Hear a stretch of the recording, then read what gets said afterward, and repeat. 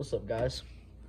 Back with a little tip video on the how you can dial in your baitcaster right when you get a baitcaster. So go to the store, say you want to change it up from a spinning reel or a push button, and you want to get something with a little bit more accuracy if you're on a boat, kayak, or even pond fishing. So any baitcaster will work for this if it has a tension knob and magnet brakes. See, my first baitcaster is right here. $50 baitcaster from Walmart. It's a little Ozark Trail $50 baitcaster. Now the bottom of this will fall off, but that has no abilities for you to not be able to fish it. It is a good rod, good reel. Not good, well, it's good for a starter. So it's an easy, not long rod. It's a lot easy to cast and stuff like that. It worked the same exact way on this one. This is just a Ozark Trail baitcaster. But the only bad thing about this baitcaster is the tension knob. It can fall off if you loosen it too much. Okay, just gonna be a little tip video. So, right here, this is my Lose Mach 1 baitcaster. Y'all might have seen me make a video on this before. So I'm gonna make it. So basically, right when you get a baitcaster, it's not tuned, no nothing. The brake, the magnetic brake's gonna be all the way to 0. That is the magnetic brake. And then the tension knob is gonna be set to 0.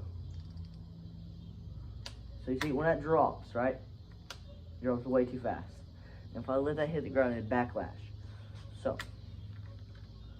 if I let this all the way down and hit the ground, it'd backlash. So what you wanna do is turn your tension, that knob, turn it all the way up and still start getting really tight.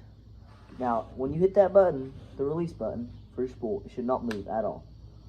Even if you swing it around a little bit, it shouldn't really move. Okay, now what you want to do is slowly, very slowly, loosen your tension knob. And right when you see it start to fall, see that one didn't work because I backlashed. Tighten it, let go of the tension knob. And on the tension knob, I want you to go slowly. That didn't work either.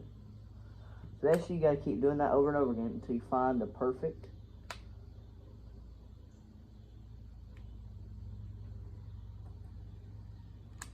right there. It should be good. It needs to be a little bit tighter. See that, guys? Look, it's just falling back that slow, and when it hits the ground, no backlash. That's what you want. You don't want no backlash when it hits the ground. Now, this is what I do.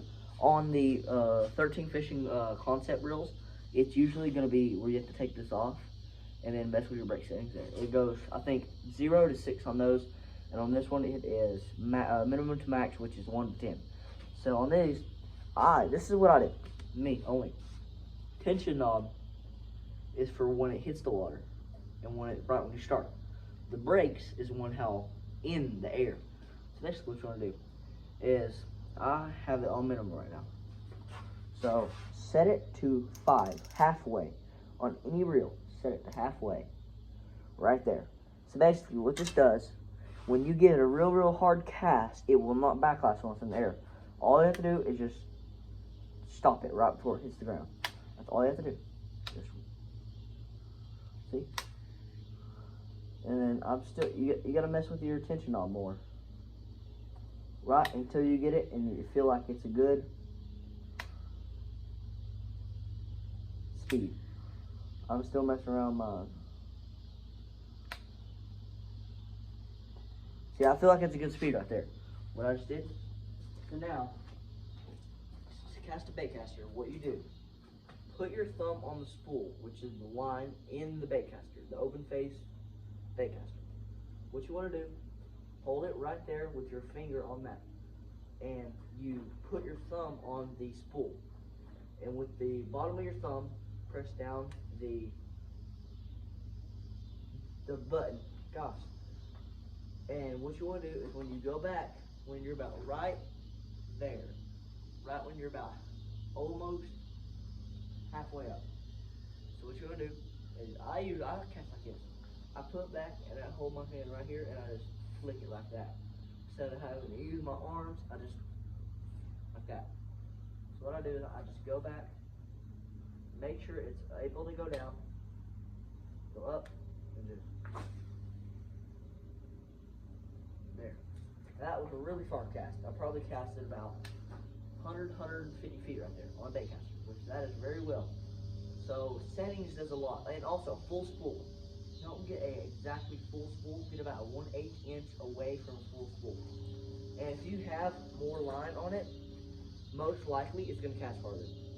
And the heavier the line, the